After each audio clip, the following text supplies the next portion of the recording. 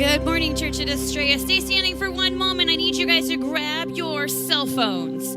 That's right. Find your cell phones. It is church. I get it. But you are bringing out those cell phones right now. We're going to do a really special, not secretive thing right this moment. So get out your cell phones. You're going to open a brand new text message. Brand new text message right now. The phone number I want you to text a text message to is a very small number. I know it seems where there's not 7, there's only 5 numbers, and it's 97000. That's who you're sending the text message to, and here's what your message is going to say. It's going to say TCE Live and hit send.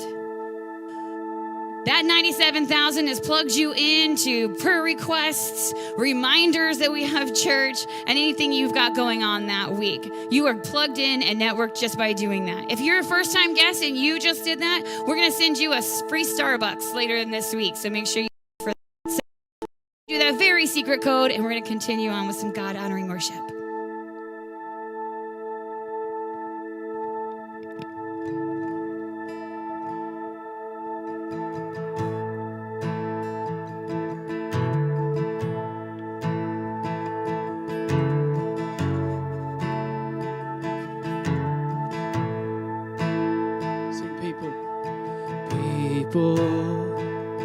Come together, strangers, neighbors, our blood is one. Children of generations, every nation of kingdom come. So don't let your heart be troubled. Hold your head up high, don't fear no evil. Fix your eyes on this one truth. God is madly in love with you.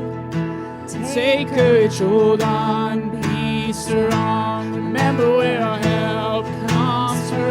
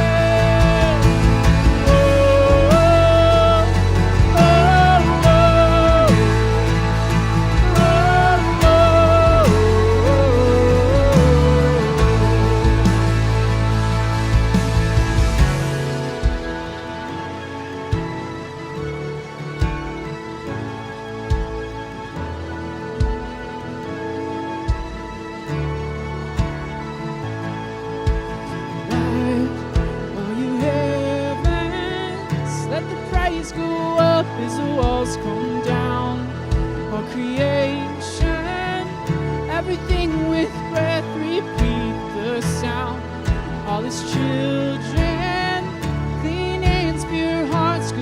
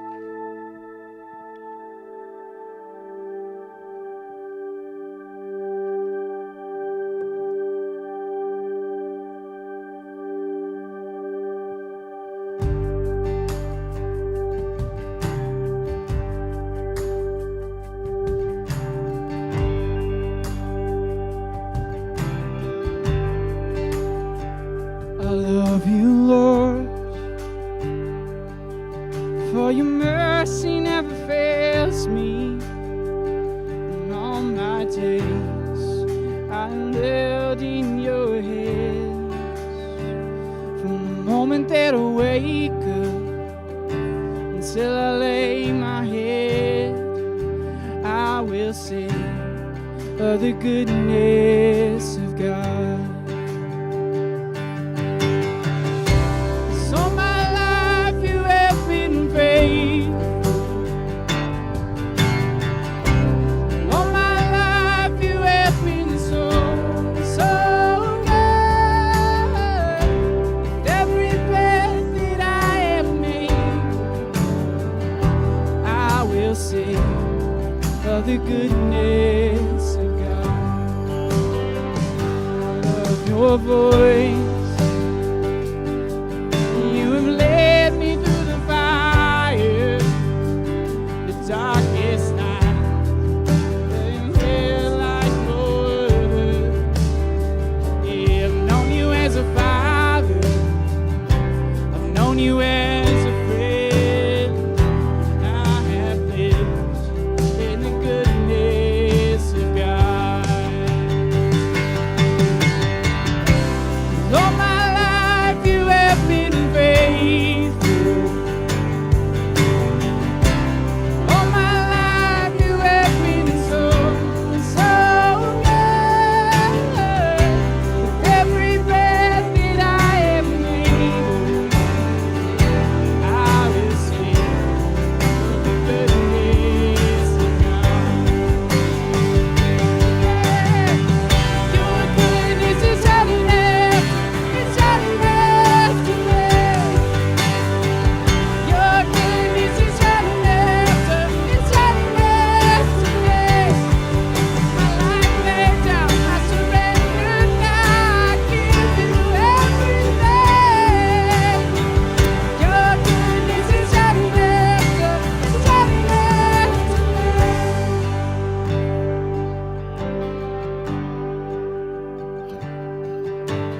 With all my life you have been faithful. All my life you have been so good. With every breath that I have made, I will sing of the goodness of God.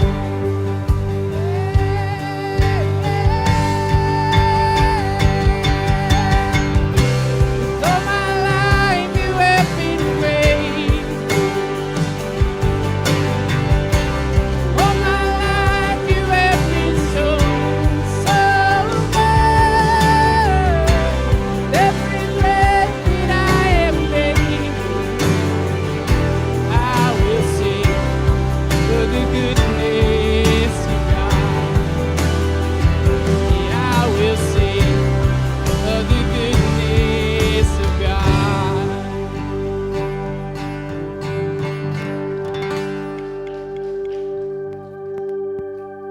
Go ahead and give them another round of applause. You guys can go ahead and be seated. We're going to give some applause today because I don't know if you look around, but we are not in a church building. We are in a school, and it takes a lot of hands and a lot of people to put this together. So I just want to give our setup and tear down team a round of applause right now. Give them some love. They know where they're at. They know who they are. You know, as we get into our offering time, I just kind of have a really a bomb to drop right here. We don't tithe because God needs our money. I mean, let's be real, he doesn't need it. What we tithe for is because we need it. We need to know that we can rely on God for our needs. So by tithing, that's what we're doing. We're relying on God for our needs. And not only for our needs, but to benefit the pastor and the church. There's so many amazing teams that you may not know about. And actually the two I'm going to name, if you don't know about them, then you're just really blessed right now. And one of them is our care team. If you've been sick or down and out, our care team will come alongside and help you out in your needs. We have a grief team as well. If you've had loss or suffering depression, we have that team too. So by you tithing gives to such a bigger picture than just that you can see. It's supporting the mission and the vision and the values of this church.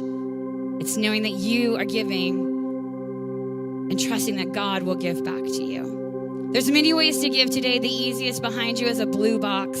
That's our tithing box.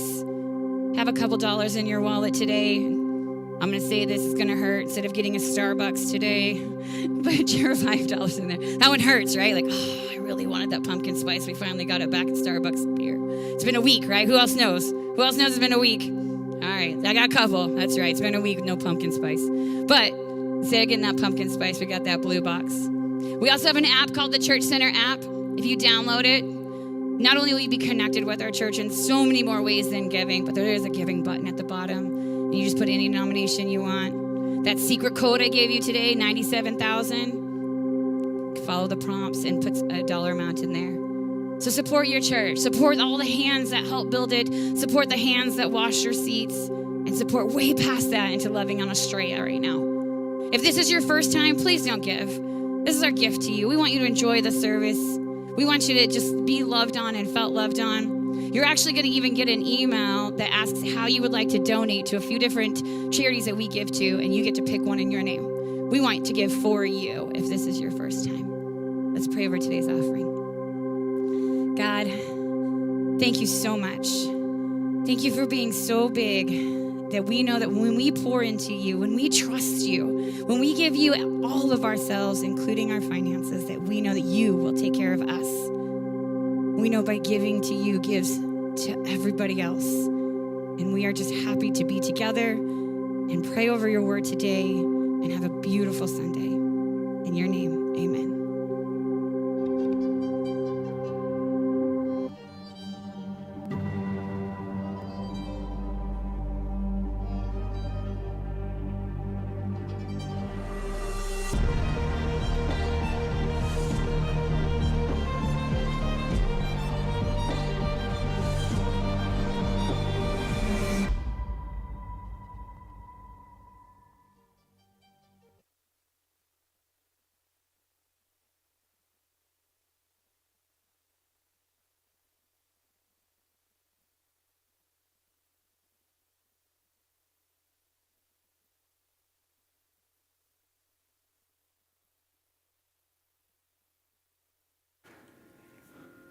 Oh, there I am.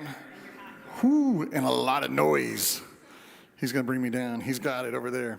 All right, let's try that again. Welcome. Oh, you guys can hear me now. It's so much better. Well, we are in the middle of our series called Winning the War in Your Mind. If you're new today, over the past few weeks, we have been talking about the incredible power of our minds, right? Now, some of you may go, whoa, Pastor, that sounds a little bit new agey. If you're new, hang on. It's not, because God created our minds inside of us. And so he did some really unique and interesting things along the way.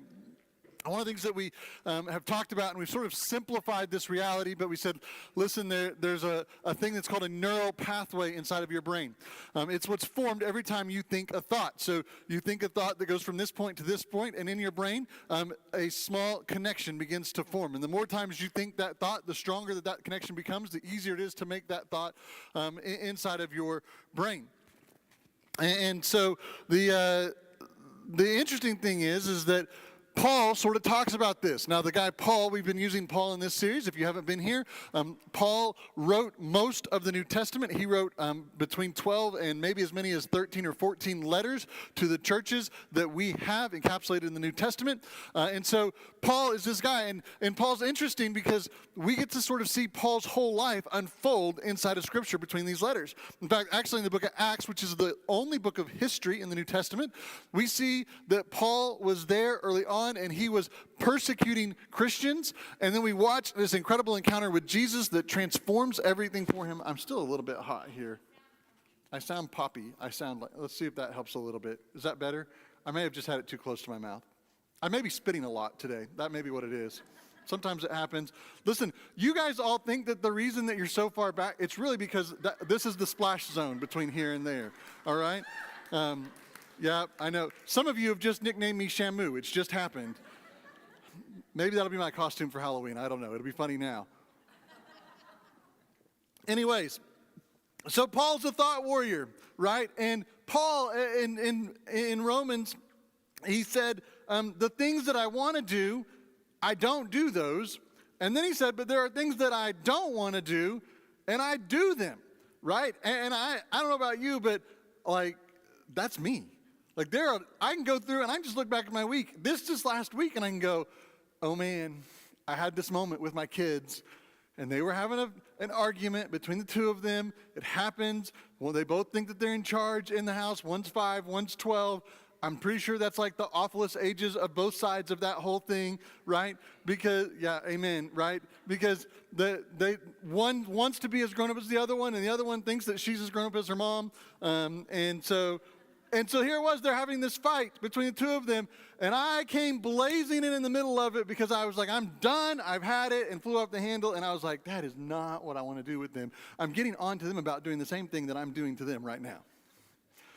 Here it was. I was like, so here it is. I'm just like Paul, right? The things that I want to do, I want to instruct them, I want to help them, and I want to encourage them to be loving towards each other, and I'm not doing that right now.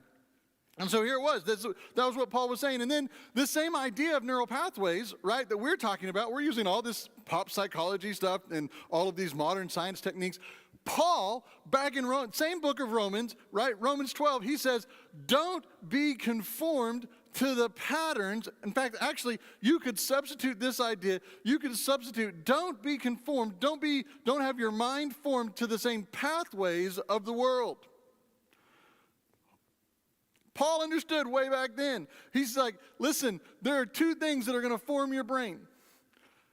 Either you can allow the world to help you to form the thoughts that you're going to have and to trigger those over and over and over again, or you can be transformed. This is how he finishes off that verse. You can be transformed by the renewing of your mind.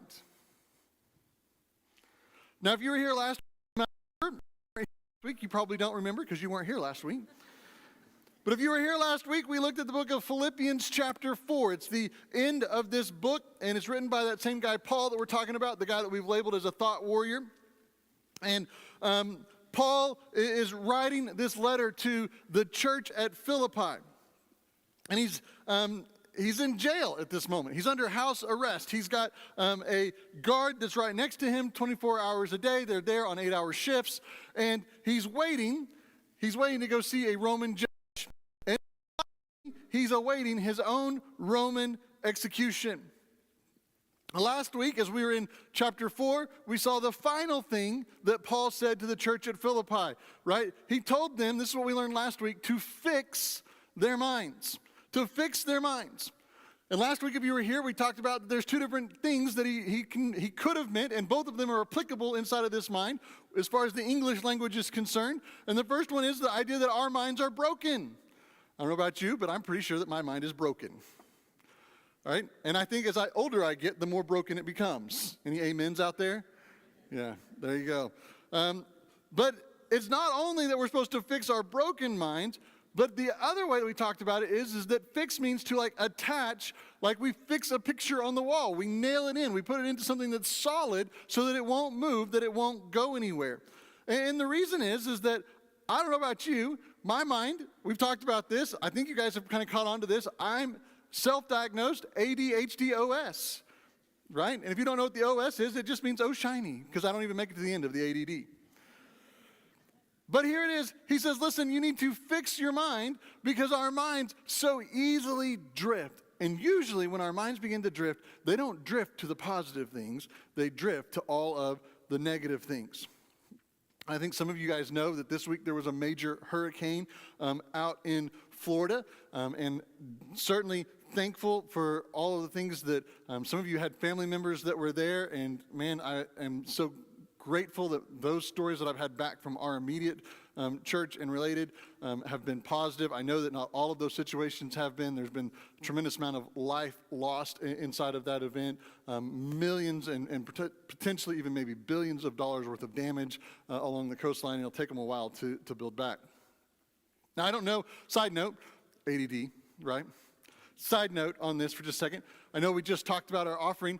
I don't know if you know this or not about our offering, but 10 cents on every dollar, so 10% of whatever is given inside of this church goes to an organization that is larger than us that's called Send Relief. We send this automatically. It's a commitment that we've made. Send Relief is the third largest relief agency inside of the world today. right? And it's a part of our denomination. Some of you know that we are Southern Baptist, which means that we cooperate with other churches that are like-minded, which means that there are other churches across the United States. In fact, somewhere around 50,000 members right now that are all a part of that. That number seems way low. I'm going to go check that. I'll drop something different on that. But maybe it's 50,000 churches. Maybe not 50,000. I think it's like 50 million members. I'm sorry.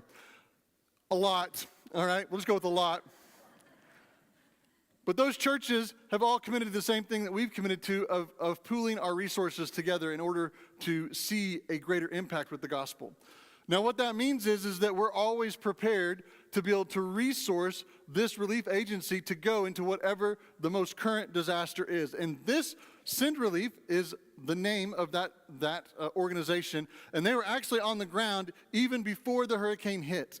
Red Cross and some of those others don't get there until the aftermath of everything. But we actually had volunteers that were on the ground doing sandbags, helping to board things up, to try to minimize as much as they could the impact of the hurricane before it got there, and they'll be there cleaning up long afterwards. So if you're one who's like, man, I wish I could just give, that's another great reason to just give to your local church, because we are already giving those resources and they're already being overseen by an incredible organization that will be on the ground for a long time to come to help those people to get back on their feet and sharing the love of Jesus in the process.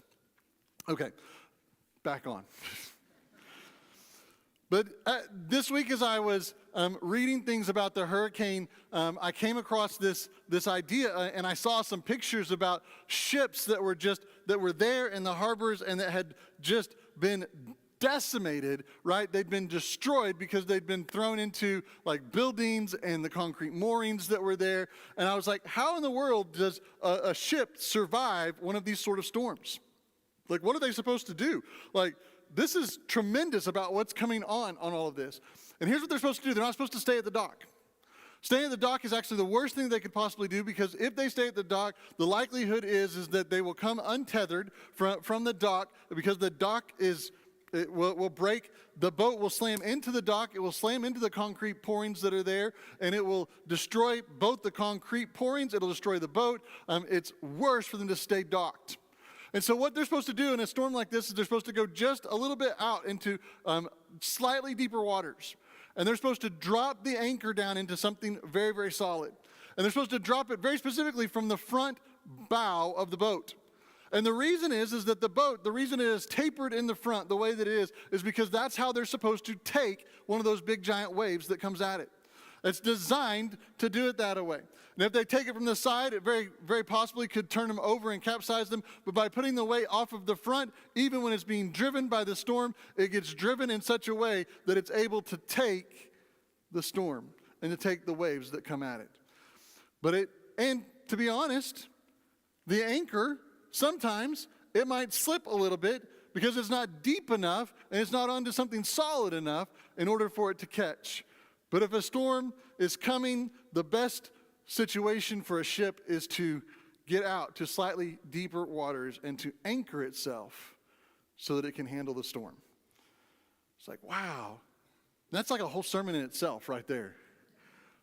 Last week we talked about chewing on things, right? That sort of going back and meditating on it. We used the word ruminate on things, and we talked about a sheep being ruminants. And so if you weren't here for that, you should go back. I'm surprised she didn't play like a sheep sound on me just now. I thought it was going to happen. There it was. There was your opportunity. It's all right. But listen, that truth is huge, and I'm actually going to expand a little bit on that idea today. Because fixing our minds, anchoring our minds on what is good and what is godly is not an easy thing, right? In fact, over the past few weeks, we've said this more than once, a couple of times. We've said our mind is a battlefield, right? And most of life's battles are won and lost in our minds. Now, I think if we were just being honest with each other, most of us that are in this room, we would say, on the whole, the majority of us probably have a pretty good life. Now, it doesn't mean that there's not hardships that we face, right? Some of you that are here today, maybe you just recently lost your job. Maybe your marriage is struggling. Maybe there's something else that's going on. Maybe you're struggling with your kids. Maybe you're in school and you're like, man, I just feel overwhelmed by all these things that are going on. There's lots of hardships that we face. But on the whole, our lives are pretty good. Well, we're going to move from Philippians chapter 4 all the way back to the front of the book. I know, we do things backwards around here. It's okay. You can just say I'm a backwards pastor. But we're going to go to Philippians chapter 1 today. So if you've got your Bibles, grab them, open them up, and we're going to see what Paul said at the opening of the letter. We saw the closing of the letter last week. Let's see what he had to say at the opening of the letter. While you're flipping there, I want you to just think about the expectations that you often have inside of your mind about things, right? And I wonder how many of you, don't show hands on this one, but I wonder how many of you would say that something in your life that you're experiencing right now is opposite of what you thought it would be, right? You're like, here's where I thought I would be at this time in my life doing such and such sort of a thing, but instead, in reality, what I'm facing right now is completely opposite of that. Maybe it's in your marriage. We talked about that one a moment ago. You were like, you know, I waited for the person that I was going to marry, and I did everything that I thought was right. I prayed for them. I've invested there, and yet I'm still at this moment facing divorce, or maybe I'm already divorced, or maybe we're in the fight of our lives right now inside of our marriage, and you're like, how in the world did I get here? Maybe it's your job situation. Maybe you went to college, or maybe you didn't. Maybe you said, hey, instead of going to college, I'm going to just invest my life into this place. And so you've poured all of your time and energy. You didn't do the millennial thing of quiet quitting right now. Instead, you've invested the extra hours and the extra time in order to try to get to the place that you want to be. Maybe you're already past some of your job stuff and you're headed towards and looking at retirement, and you've been putting money away on stuff, and now you're looking at all of it and you're going, you know what? I just don't know that I can quite get to retirement. I don't know if there's going to be enough resources for us to do what it is that we need to do. Things just don't look so great. How did we possibly get to this spot? In fact, if anything, it feels like the exact opposite. It feels like everything that you did was maybe wasteful. All the extra hours that you poured in, you're like, it's for naught. I just don't seem to be getting ahead. This is not what I dreamed of. This is not what I wanted. What I wanted was this. What I've dreamed of was this. Where I thought I would be now is this. But this is quite literally the opposite of that. Well, the Apostle Paul, let me just tell you, I think he knows exactly how you feel. You see, this moment right here, Apostle Paul had a dream. He had something that he felt like was a calling from God about where it was that he was supposed to go and to be. He was a guy who was passionately pursuing God and everything about it. And his story at this moment sort of kind of makes me emotional, because I don't want to ever dream of what happened to him happening to me. But here it was. He felt called by God to go to the city of Rome. Now, Paul is originally from Jerusalem. During this time frame, Rome has conquered all of this region and area. In fact, actually, during some of Paul's lifetime, they come in and begin to conquer all of the nation of Judea and to wipe things out. In fact, just after where we think Paul dies at, they wipe out the temple finally and just eradicate the Jews for the next almost 2,000 years. They are a people without a home after this moment in 70 AD. And so here it is. Paul, he knows where the center of everything that happens in all of the known world is at. It's in Rome. And he's like, God, I just feel like if I could get to Rome, if I could help those people, that this is the place where the gospel could then, it could hit everything. It could go everywhere. This is where I need to go. This is where I need to go share the word, the gospel of all this that's happened. And God, I feel like this is where you've called me to go. And so this is what Paul is zeroing in on. But I've already told you where Paul is at. He's not headed to Rome to go preach. No, Paul is headed to Rome as a prisoner. Right? He's under house arrest right now, awaiting to go stand in front of a judge. He's already tried to get to Rome a couple of times and gotten shipwrecked along the way, left for dead, floating in the wood, or on wood, floating for days on end as he was there. And so here it is. Paul had this dream, he had this expectation of being a Roman preacher. But here he is, he's in the opposite as a Roman prisoner. Locked up, just waiting. And here's what Paul says in this moment. And I'm going to read from the Message because I really liked how they encapsulated that today. So here's what he says. He says, I want to report to you, friends, that my imprisonment has had the opposite of its intended effect. Instead of being squelched, right? So here it is. He says, here was the effect. Here was what was intended in all of this, that the Jewish leaders, the Roman leaders that imprisoned me, they were all hoping that this would stop the movement of the gospel, right? If we take one of the leaders, we already killed Jesus off, right? And that didn't stop this thing. Now Paul, they recognize Paul as a leader of everything, all these churches that are being planted, the big church movement, all of these Jesus followers that are there. They're like, if we capture Paul, we'll stop this whole thing. Now listen, they weren't causing trouble in the same way that we might think that they were causing trouble, like the idea that they were disrupting everything, but they were disrupting everything. They weren't evil and bad and going in and rioting and burning down everything. But here's what was happening.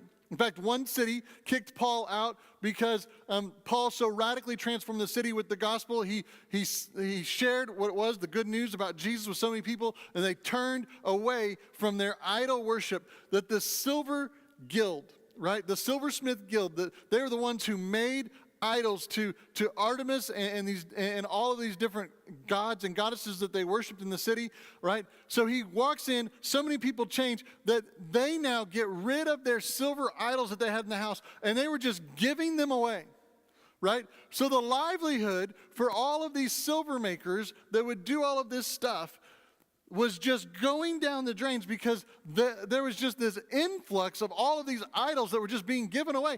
And so all of a sudden they were like, you know what? If we drive Paul out of the city, right, then all these people will come back to worshiping Artemis and all of these other gods and goddesses that we have here, and we'll have a job again. So let's just drive him out of the city. That's what they did. And so Paul has had this kind of effect. Now, somebody should have told the silversmiths that all they needed to do was to take a cross and make a silver cross that you could put in your pocket, you could wear as a bracelet, or you could wear as a necklace, and they'd have made out all kinds of money. I'm just teasing, right? But it's true, we like to wear those things. But here was, they thought that if they imprisoned Paul, that it would squelch all of this thing. And Paul says that instead of being squelched, the message, right, that's the gospel, the good news about Jesus has actually prospered.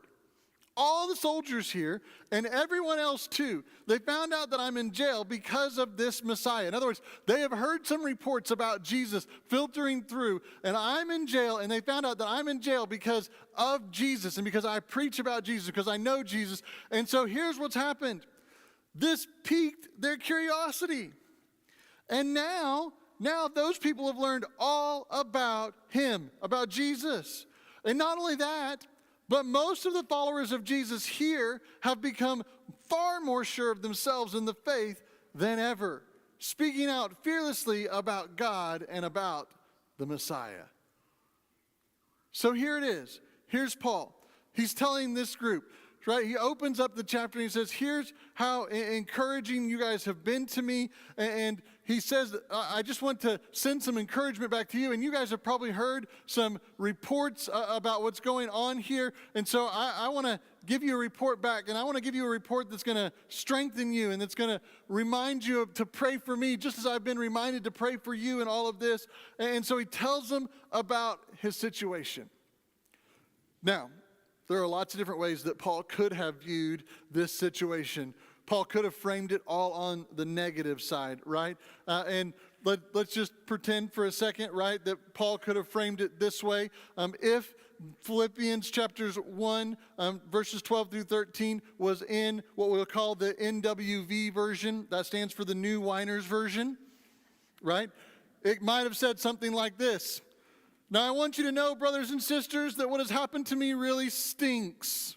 By the way, I've chosen to read with the language filter turned on. All right? He says, God hates me. I mean, why else would he have put me through this kind of torture? And as a result of all of the again, filter on Hades that I've been through. I'm quitting. I'm done, and I am never going back to church. I don't care how much they need me. They are just life-sucking vampires that just want everything from me, give me nothing in return, and that's why I'm here right now in jail. That's what he could have said if we had the New Weiner's version. Now, for those of you that are new to our church, I want you to understand that's not a real version of the Bible. Some of you are like frantically flipping. You're like, I like that version. That's really good. What does it say if you turn the language filter back off? It doesn't exist, all right? It doesn't exist. But here it is. Sometimes, though, that's how we view our world, right? We get all of our facts sort of messed up. And we get messed up because our feelings inform the facts, right? Instead of the facts informing our feelings about something. God doesn't hate Paul in this moment. That's not why Paul is in jail. It's not because of that, right? But our negative side, fueled by all of our feelings. Could you imagine what Paul was feeling as he was in jail? I would feel pretty abandoned in that moment. I'm sitting here in jail. I can't do anything. God, I thought I had this God-given dream to go to Rome and to be a Roman preacher for you so that we could get the gospel to all of the entirety of the world, right? That's what you asked us to do, Jesus. You said, go make disciples to the very ends of the earth. I'm trying to get there, and you're keeping me from doing it. That's what he could have felt like in all of that. And sometimes our negative side and our feelings can influence our theology. Now, theology is that fancy word for how we understand and view God. Right? But our feelings never determine. Our feelings, catch this, our feelings never determine how God acts.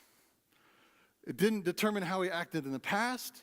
It doesn't determine how he's going to act in the present. And it's not going to determine how he acts in the future.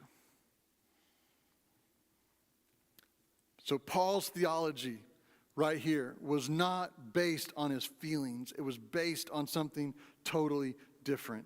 And Paul viewed the entire thing through a slightly different filter. Now, how many of you here have ever used Snapchat? Not very many of you.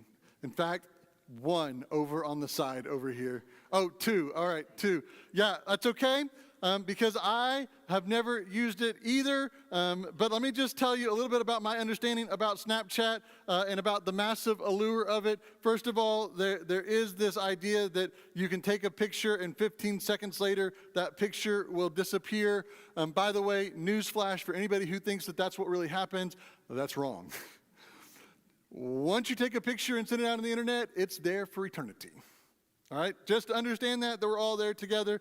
But here's my understanding about what the really cool thing about this is that all the different filters that you can do, right? So my understanding is that you can do some fun different filters. Maybe I'm going to have to look at some of these. Oh, man. Oh, boy. Ooh, maybe I should try that look. What do you guys think? Oh, yeah, some of you know. Oh, me, oh, my. Oh, me, oh, my. All right. Look, there are a few. Ooh, good job, Katie, on that one. Hey, Javier and Paul, will you check and make sure before you open up all of those that they, like the chairs fit? Wow. Okay, so a few of those I liked. Most of them I didn't, right? But hey, listen, let me just, what happened in all of that is I didn't change, right? It's still the same me that's there in all of them. The only thing that changed was the filter that was applied over the top of them. But man, did those filters change the way that we viewed things, right? Yeah. Some of them I liked. Some of them I pray will never show up ever again. Some of them are going to end up on Facebook. But listen, that's not only true about photo filters, it's true about us. We all have mental frameworks and mental filters. And the filters you have shape how you see life. What's interesting is if you change the filter, it will often change how you feel about something. Change the filter, change how you feel. Change the filter, change the feel. Psychologists label this idea, the filters that we view life through, they label this thought as something called cognitive bias. Cognitive bias. Now, cognitive bias is a systematic thought process. It is caused by the tendency of the human brain to simplify the information processing, and it does it through a filter of personal experience and preferences.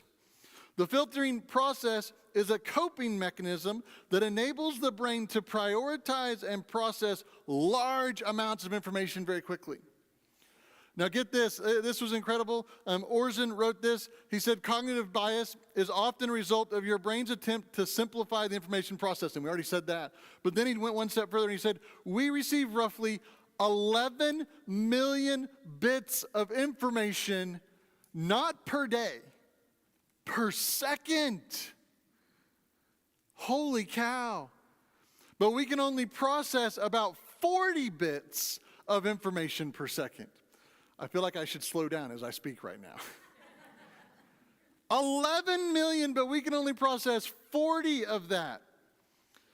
So your brain then does something that's called a cognitive bias or a mental filter or a mental framework that it does to try to simplify all of the information that's coming in. And it affects how it is that you perceive the world. Now, for example, let me just give you an idea of a mental framework or a mental filter that might exist. If you grew up in a context where you had something bad happen to you a lot of times, that mental framework will begin to exert itself. For example, some of you, I know because we've had conversations about this, you grew up inside of an abusive home. And so because of that abuse that you experienced at the hands of a man, you have some major trust issues when it comes to male leadership. And not just how that is perceived, but you're always nervous in those conversations. You're like, I'm never going to allow myself to get put in these compromising situations again. And then it even then begins to affect these ideas because we talk about God the Father, and you're like, listen, my idea of what Father looks like is very different because of the abusive situation that happened to me growing up. And that's a mental filter that shapes how it is that we see not only men but even God because of what happened to us and how it is now that we begin to interpret and react to information that's around us. Here's another example. Maybe you were bullied as a kid and constantly picked on. And now, whenever someone challenges your authority or your ideas inside of the workplace, you begin to view them as that same kind of a bully, always trying to get their way. And the filters that you have shape the way that you see your life. What's interesting is, again, if you change the filter, you change how you feel. Change the filter, changes the feel. But Paul, inside of this story, he didn't just change the filter, he changed some other things as well. Paul reframed the entire situation, right? It's obvious to anybody that's looking at it what it is that Paul is going through in this moment. He is sitting inside of jail.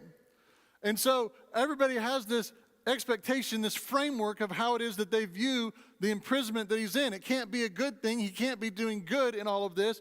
And so Paul says, right, look back, and we're going to change versions here, but he says, I want you to know, brothers and sisters, that what has happened to me, right?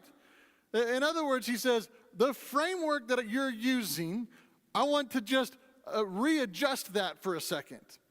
He says, I know that you're thinking that this is way bad on everything. So I'm going to take a moment here, brothers and sisters, to tell you something totally different. I know how it is that most people would view this situation, right? But that is not how I'm viewing, how Paul is viewing it. Why? Because Paul has reframed the entire situation. And he says this. He said it's actually served to advance the gospel. Later on in his letter that he writes to the church at Rome, right? He doesn't get to go be a Roman preacher, but he writes them a letter to encourage them. He says, we know that all things work together for good. Paul says that.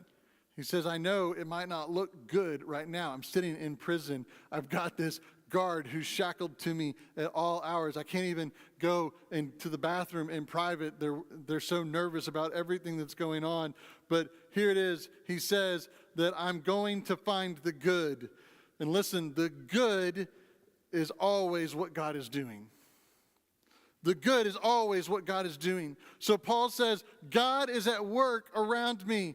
And he says, here's how I'm going to show that.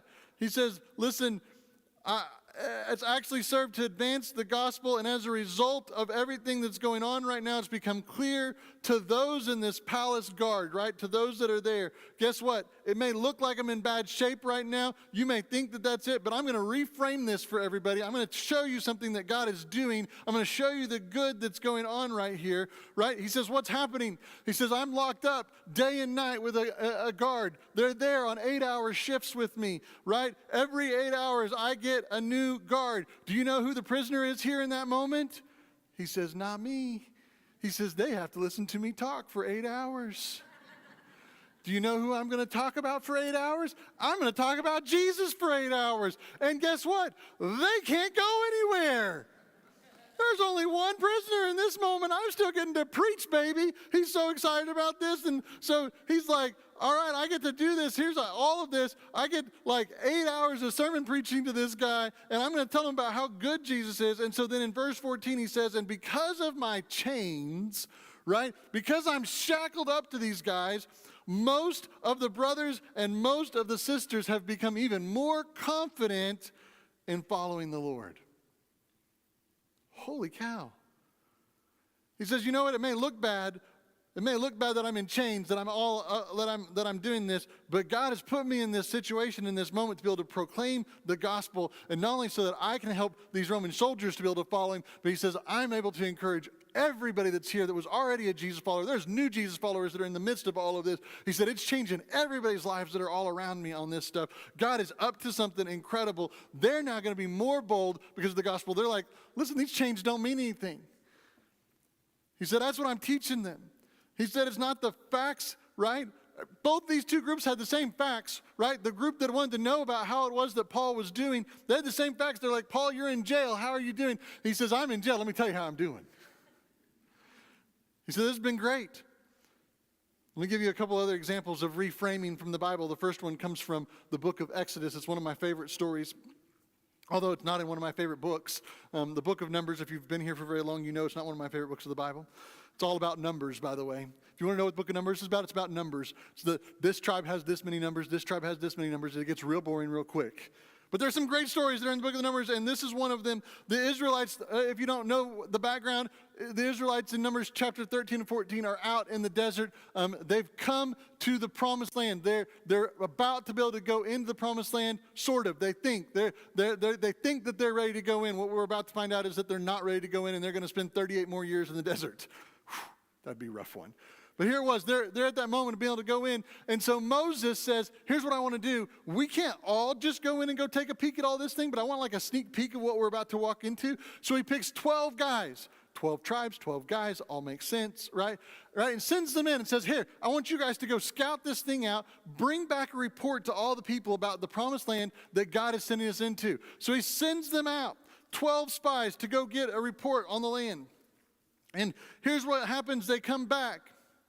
And 10 of them give this report. Oh my goodness.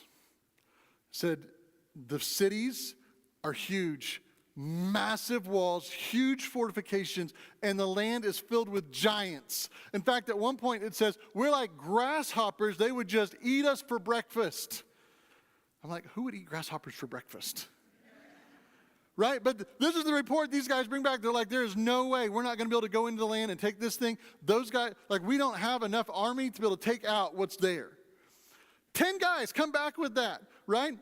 And two guys come back and they go, oh my goodness. It was amazing over there. They're like, we walked in and there were flowers the size of our faces. Like, the land is flowing with milk and honey. It's incredible. Like we will have God is blessing us with what it is. Like, this land is so incredible. Like, I can't wait for us to get over there. What happened? Didn't all 12 guys go together? How is it that 10 of them came back with this negative report and 2 of them came back with this glowing report? It wasn't that the facts changed on everything, but man, the filter that they were using to view everything through sure did. 10 of them came back and they were critical about things. I don't know how we're going to do this. This isn't going to be able to work. We don't have all the tools and the weaponry that we need. We don't have the materials to even build that sort of stuff. We're not going to be able to go take those guys on. They're huge and they're fortified. They had no concept of being able to march around a city for 7 days and God just take the walls down.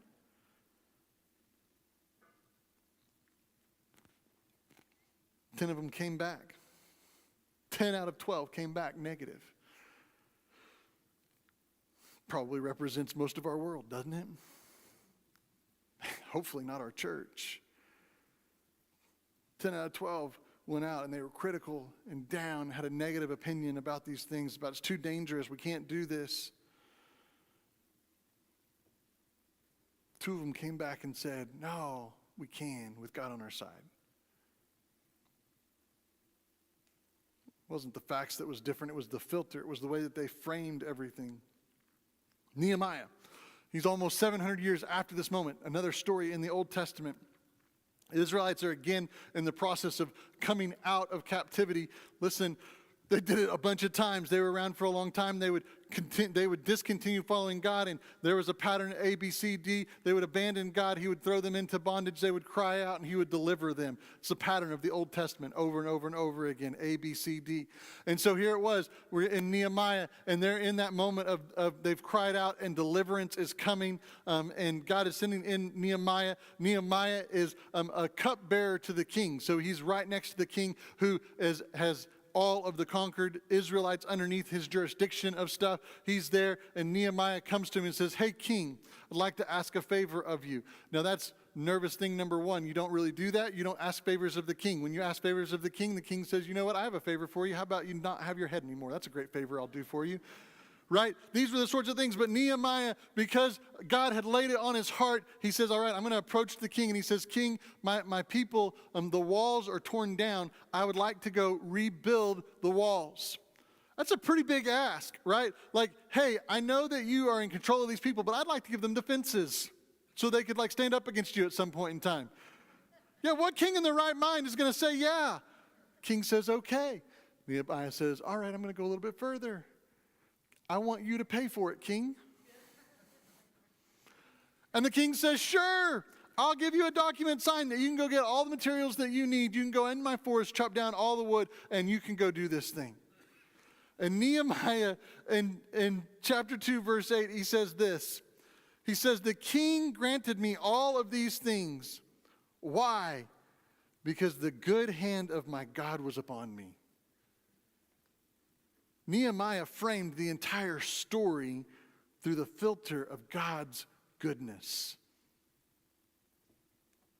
Now, you may not have realized it so far in this conversation today, but I've given you 3 ways to be able to check your negative thoughts. 3 ways to check your negative thoughts, and I'm going to recap them with you because I want to make sure that you have them so you can use them when you walk out the door. Here's number 1.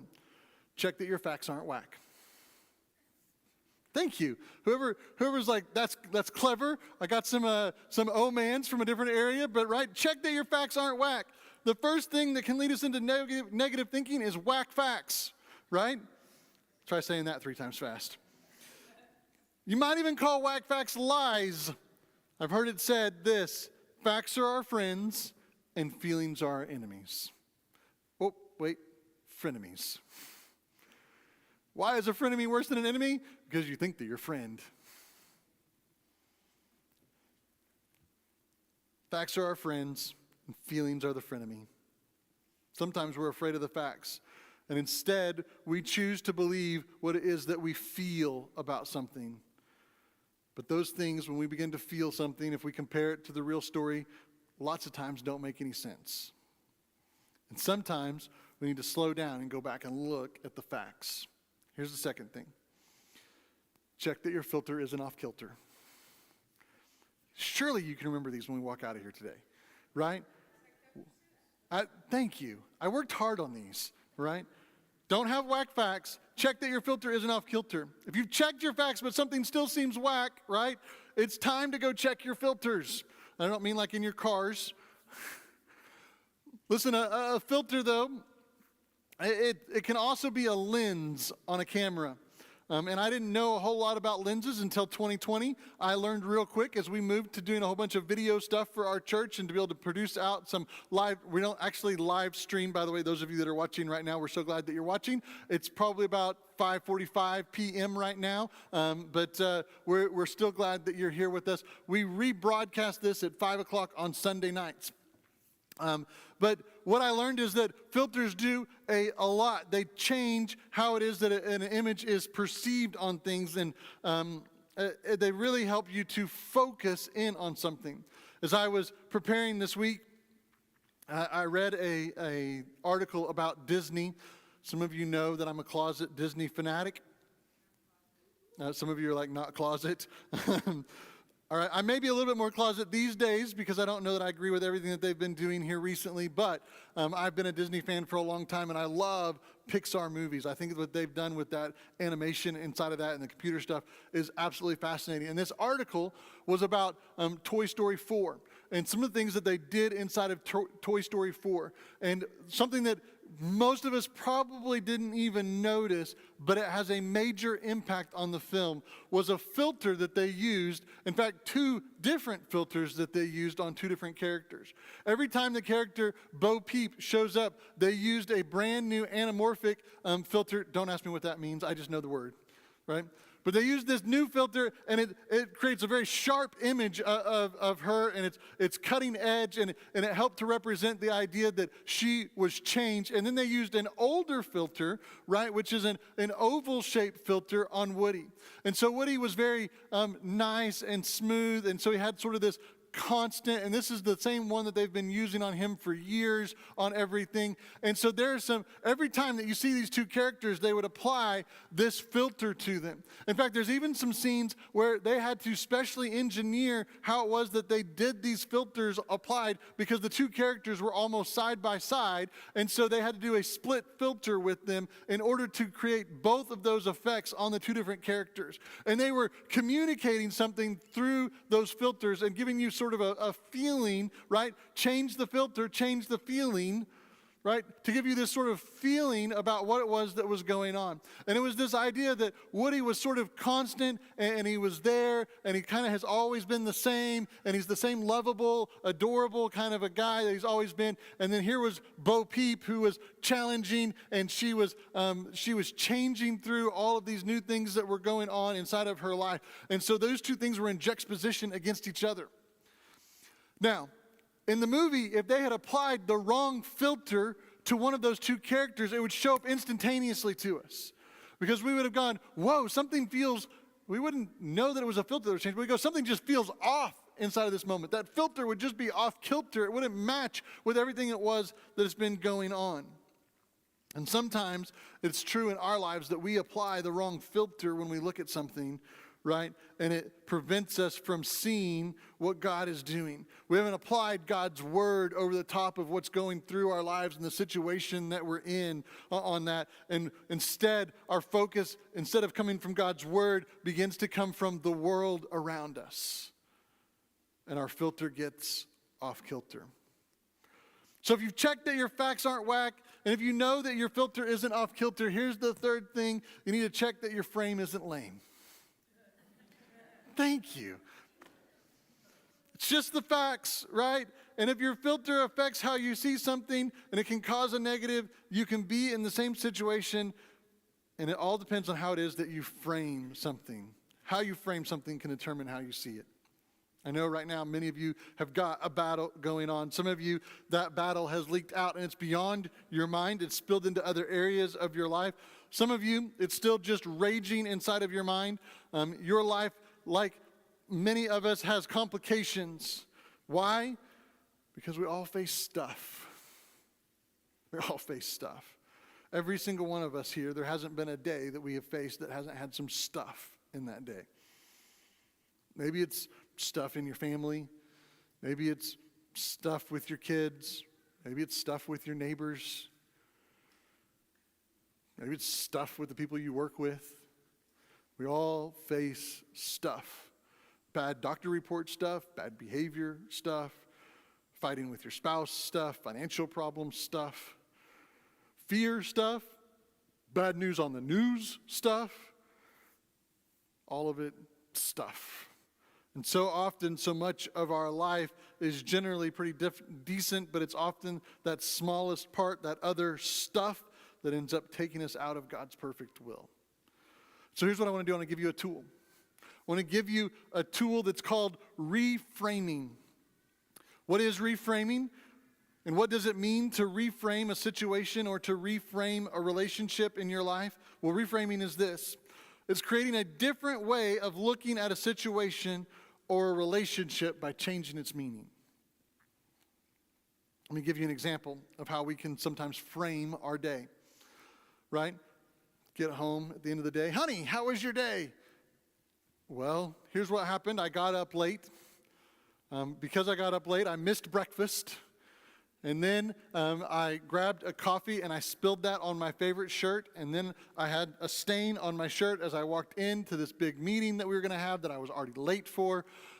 Steve took over the meeting. Steve just wants my job. And that's what he's doing on all of this. And so I don't know. I just hate it. I hate everything about it. Steve thinks he's better than me, and I just hate my job right now. Same day, right? That could be a pretty logical conclusion from that day, but let's just flip it for just a second and let's just see it through a different frame. Same day, I woke up late. I missed breakfast. I spilled my coffee. Steve took over the meeting for me. Man, I have a great team member in Steve. He just saw that I was having a rough morning and he stepped in. He helped us to land the client. We're probably going to both get a raise out of that deal. I'm so blessed to be on this team, to have people who have my back in this moment on everything. I love where I work. Same facts, but one got framed totally different than the other one.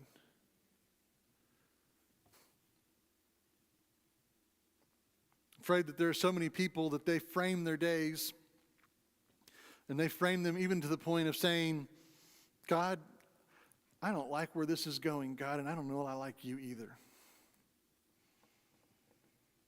And they begin to blame him for everything in their lives instead of looking for the goodness of God inside of their day. I love what James said. I've said it a couple of times. Our next series is going to be James, and so he seems to have shown up a bunch in this series. James 1:17, he says, every good and perfect gift comes from God, the Father above. Listen, framing means this. If we look for the bad in the day, we're going to find it. It's back to our cognitive biases earlier. There's a cognitive bias that is called confirmation bias. And confirmation bias means exactly that if we say that our day was bad, when we look back through it, we'll see all the bad things in our day. Because we're just confirming it. I already knew that it was bad. It's confirmation bias. But if we frame our day with God's goodness, right? Paul, in this same letter to the Philippians, right? He was reframing this whole situation for them. Then he gets over here later in chapter 4 and he says, listen, I can do all things through Christ who strengthens me. Can Paul go to Rome right now and go be a preacher in Rome? Well, he can do it through other people. All of these Roman guards, guess where they're going to go at some point in time? He has a chance to bring up and to raise up a whole army of Roman preachers that he's going to send into Rome. I can do all things through Christ who strengthens me. And then just a few verses after that, he says, my God will supply your every need according to his riches in Christ Jesus. Man, those are good verses. Paul was framing this moment in his life. From prison. Listen, I may not know all the circumstances in your life. Some of you I do, some of you I don't. But I do want to remind you of a huge truth. You can't control what happens to you. No matter how much you want to, right? No matter how much of a control freak you are, you can't control what happens to you, but you can control how you frame it. You can't control what happens to you, but the good news is you can control how you frame it. Pastor Charles, I'm not even sure how I go about doing that. Like, how would I feel like if I do something like that, I would just be lying to myself about, no, look, it's all about looking for where God is at work around you. God is always at work around us. And sometimes, because of our confirmation bias and because we framed our days with bad, we miss the things that God is doing around us. But God is good. And where there's good around us, there's God. So let me just really quickly give you some ways that you can reframe inside of your life. I know we're way over time, but I'm just going to finish off. First thing, number one, I want to encourage you to do is I want you to occasionally thank God for what didn't happen. Wait, what? Yep, I want you to thank God for what didn't happen. I've got a great story about a 20-year-old girl. She went to her parents and she said, hey, Mom, Dad, we need to have a conversation. They said, okay. She said, I think you probably need to sit down for this. They said, okay. So they sat down and she said, well, I just want to tell you that the other night, and I want you to just stay calm because this is really bad news. She said, the other night, well, a couple weeks ago, I went out and partied and I met a guy. We had a one-night stand. I got pregnant. We don't have any money, so he doesn't want to get married to me. He just wants to move in here to the house so that he can help to be involved in the life of the kid. And he's going to start looking for a job. I'm going to go ahead and drop out of school so that I can find a job so that we can begin to raise money so that we can take care of the family on all of this.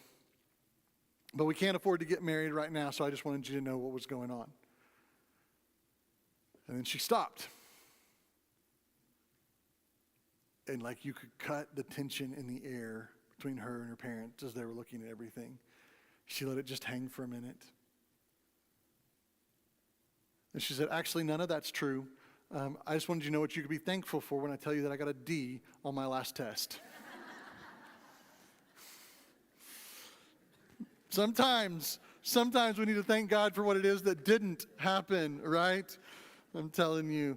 Thank God that maybe you got into a fender bender and, you begin to think all those negative thoughts about insurance is going to go up. I'm going to have to pay to get this thing fixed. I'm going to be without a car for a little while. And all these negative thoughts begin to fill your brain.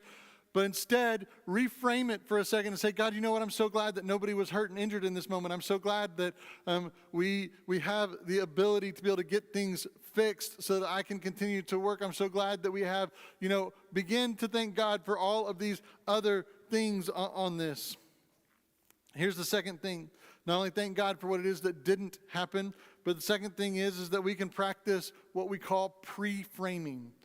Pre-framing. We've talked about what framing is, right? It's how we go back and view our day. And pre-framing is deciding how you frame a situation before you engage with that situation. Why does this matter? Well, I don't know about you, but my thoughts, right, often frame and shape what it is that I'm going to experience on something. And so if I go in saying, man, today's just going to be a hard day. Today's going to be bad. This meeting, I'm not really looking forward to it. If they say this in that meeting, how many of you have ever done that, right? You've played out a whole conversation in your mind, and you're ready. You're like, if they say this, I'll say this. And if they say this to that, then I'll say this, and then I've got them. No, we never do that. But if you pre-frame it and you pre-frame your day with saying, you know what, today's going to be a good day. God gave me the gift of today, and I'm going to use this day to bring glory and honor to Him and to His name. Guess what? Between those two different things, one has the potential of it's probably going to get pretty ugly and gross, and one has the potential it's probably going to be pretty amazing. And you're probably going to do just exactly that. It's all about how you pre-frame a day. Some of you, you're already pre-framing your days, but you're not pre-framing them with God's goodness. You're You're pre-framing them with your failures. I'm going to fail this. I'm not going to live up to this. I'm not going to be able to do that. Listen, don't do that. We are going to fail. It's going to happen. And when we do fail, right, we pre-frame it by walking and believing that God will enable us to be successful and to learn from our shortcomings and to take those things to become more successful. So pre-frame your situation. Here's the third one. Last thing. You can look for God's goodness. I think I've said this one a bunch. I've seeded in a bunch of times so that you can begin to know how important it is. So it probably doesn't surprise you that this shows up as the third thing that you can do. You can look for God's goodness. Why? Because I promise you that God's not dead. He's alive and he's at work. And when you look for him and you look for the things that are good that are going on around you, you're going to see him at work.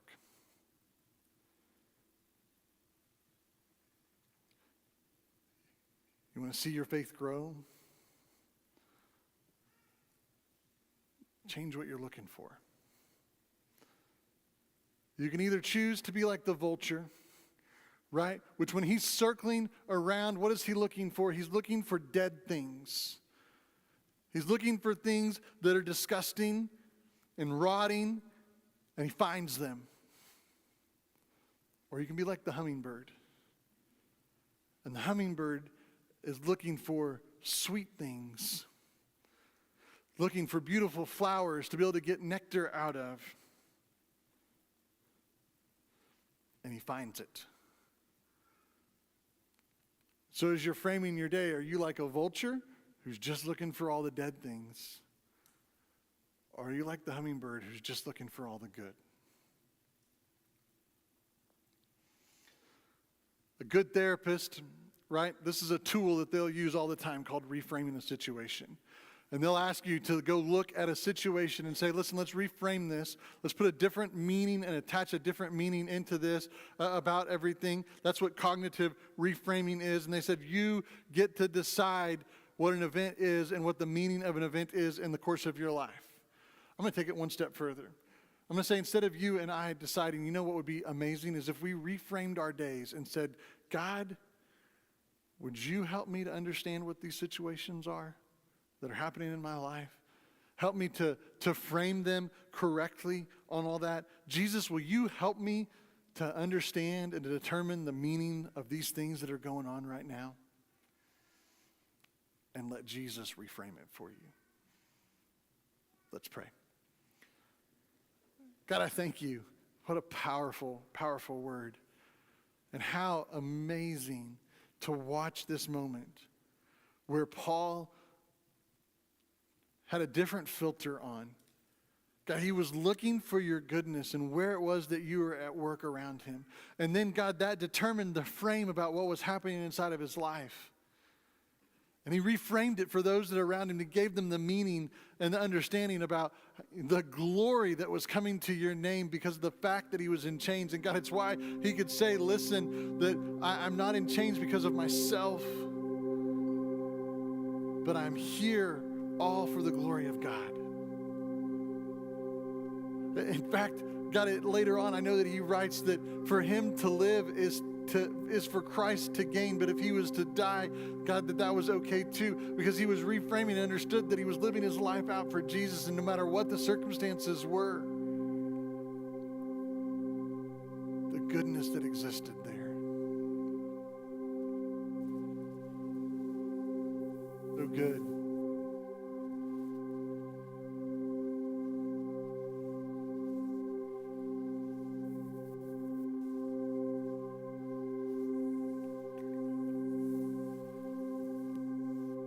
You're sitting here, though, and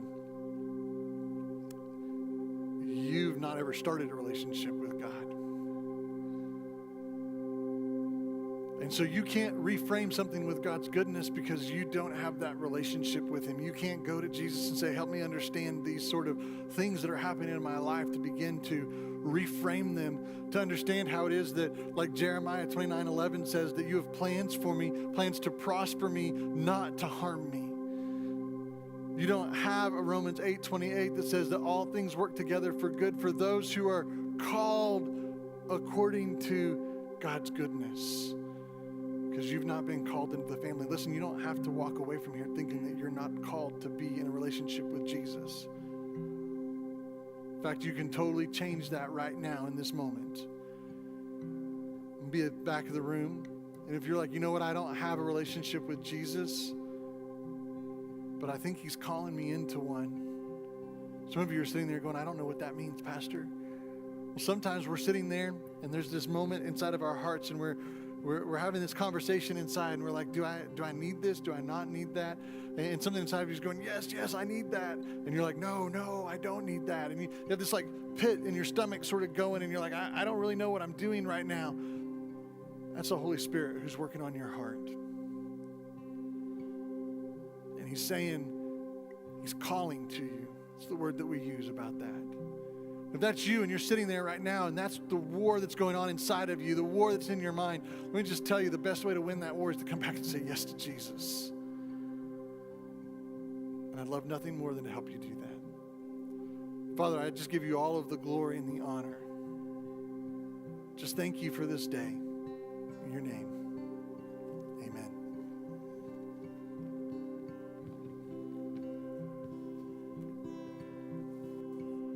All right, as mentioned before, we do have an app called Church Center app.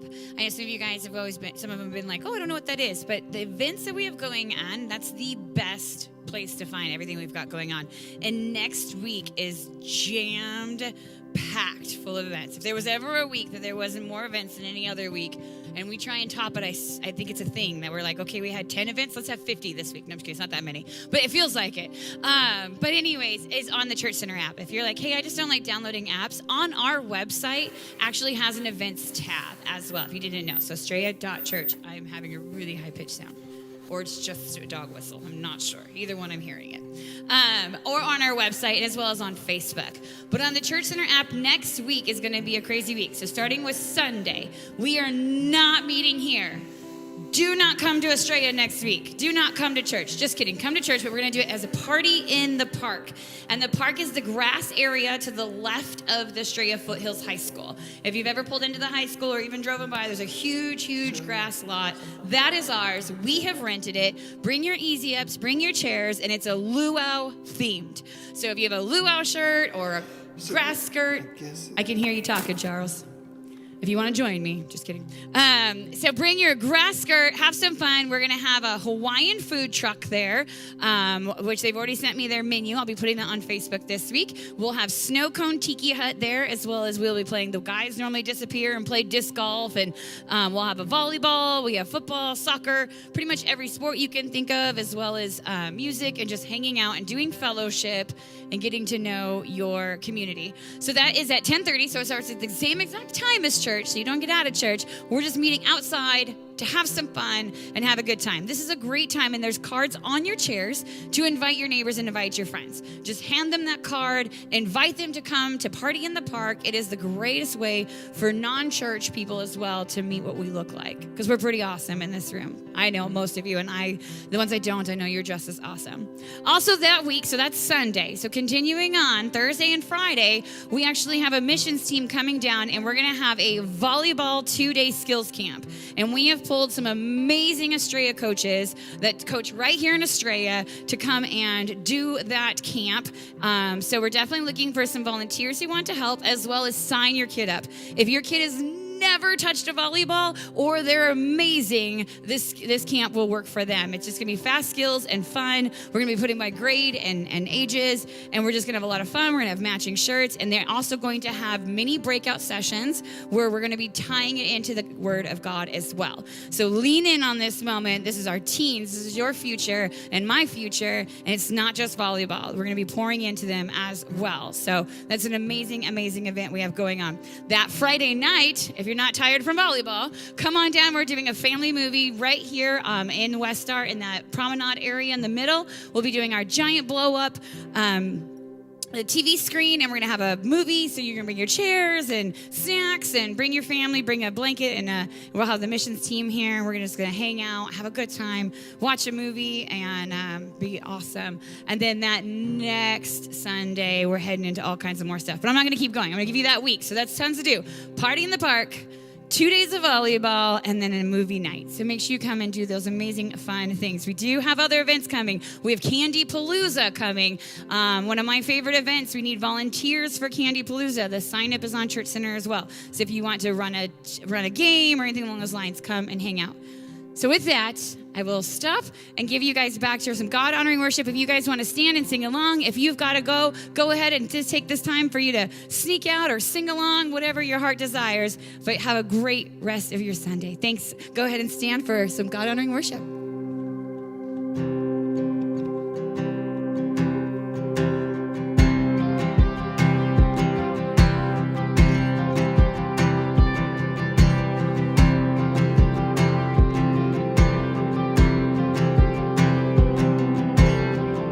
You hear me when I call.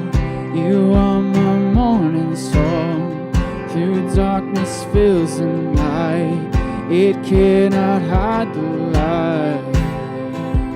Whom shall I fear?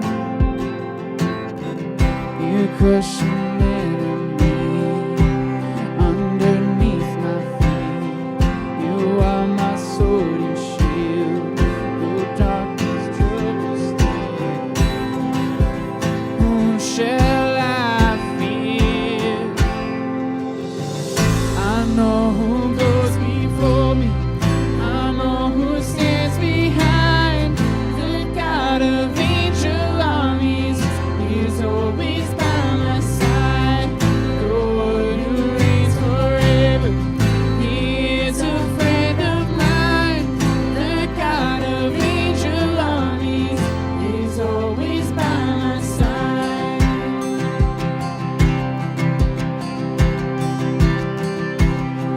My strength is in your name.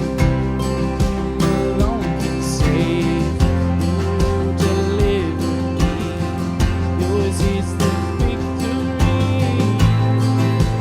Whom shall I fear? Whom shall I fear? Who goes before me? I know who stands behind. The God of angel armies is always by my side. The one who reigns forever, who is a friend of mine. The God of angel armies is always by my side. We shall stand. You hold the whole world in your hands.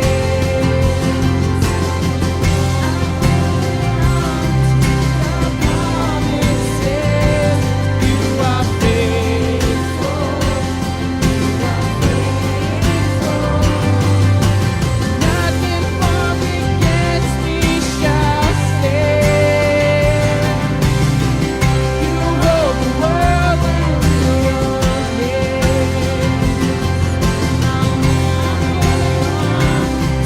Your promises. You are faithful. You are faithful. You are faithful.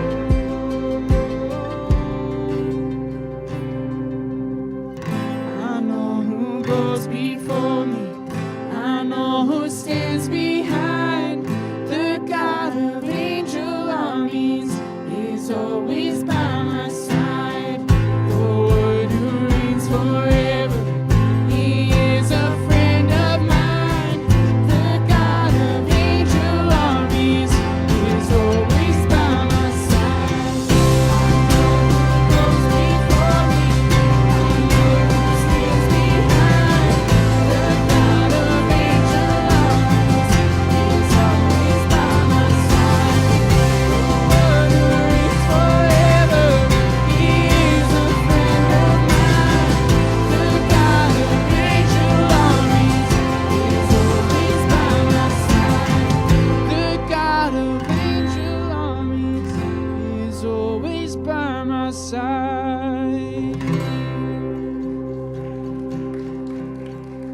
Thank you, everyone. Have a wonderful Sunday.